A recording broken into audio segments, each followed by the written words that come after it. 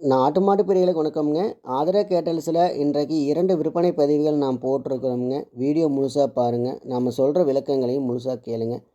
முதல் பதிவாக நீங்கள் பார்த்துட்டு இருக்கிறது 3ஆம் ஈத்துங்க, நாட்டு எருமைங்க. 1 மாதமான கிடாரி கண்ணோட விற்பனைக்கு இருக்குது. நல்ல எருமைங்க, நல்ல கொம்பு தாரையில் நல்ல முக லட்சணமான எருமைங்க.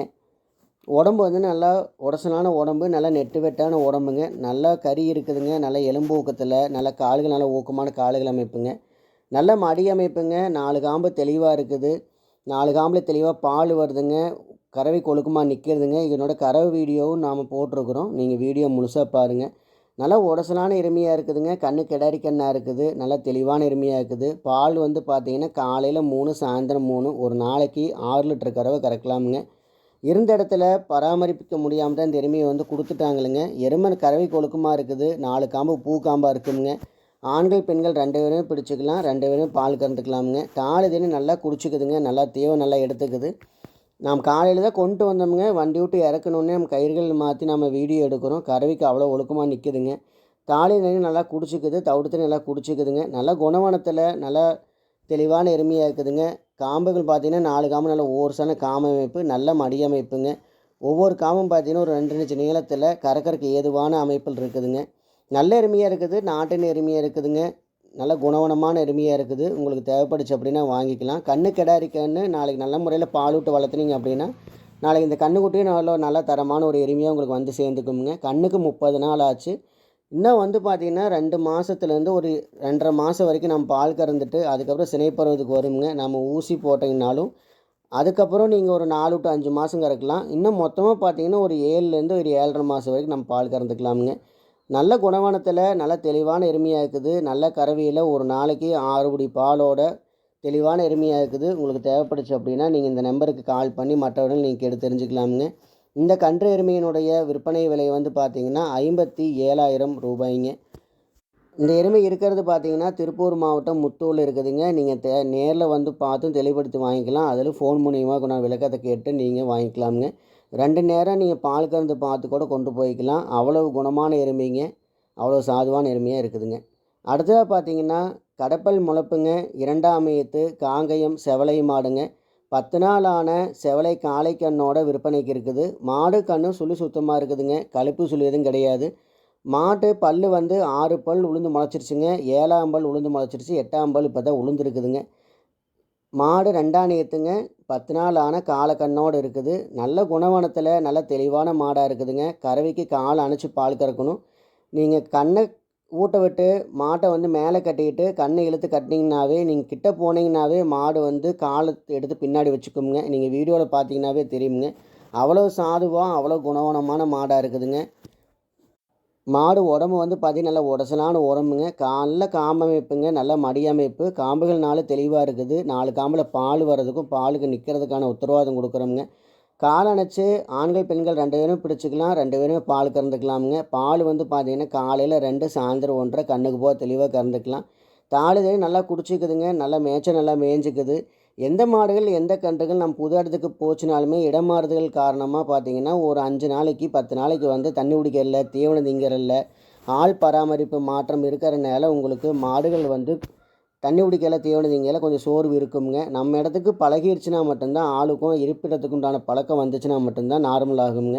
அதுக்குண்டான பொறுமையும் நம்மக்கிட்ட வேணும். கொண்டு போய் 1 நாள் 2 நாளில் தீவனத்து கம்மியாக திங்குது, தண்ணி கம்மியாக குடிக்குது, தாளுது நல்லா குடிக்க மாட்டேங்குது அப்படின்னாலும் புது இடத்துக்கு எந்த மாடுகள் போனாலும் அப்படி தான் இருக்குங்க. நம்ம வந்து ஒரு வாரம் 10 நாள் அதுக்குண்டான எந்த மாதிரியான தவிடுகள் எந்த மாதிரியான அடர் தீவனங்கள் போடுறோங்கிறத பார்த்துட்டு அதுக்குண்டான பழக்கத்துக்கு வந்ததுக்கப்புறம் வந்து அது வந்து சாதுவான நிலைக்கு வந்துடுங்க. அதனால் வந்து எந்த மாடுகள் புது இடத்துக்கு கொண்டு போனீங்கனாலும் ஒரு வாரம் 10 நாள் நாம் வந்து அதுக்குண்டான பொறுமையாக அதுக்குண்டான பராமரிப்பு இருந்துனா மட்டும்தான் நல்ல மாடுகள் வந்து நம்ம இடத்துக்கு வந்து செட் ஆகுங்க. அதுக்குண்டான பொறுமையும் நம்மக்கிட்ட வேணும்.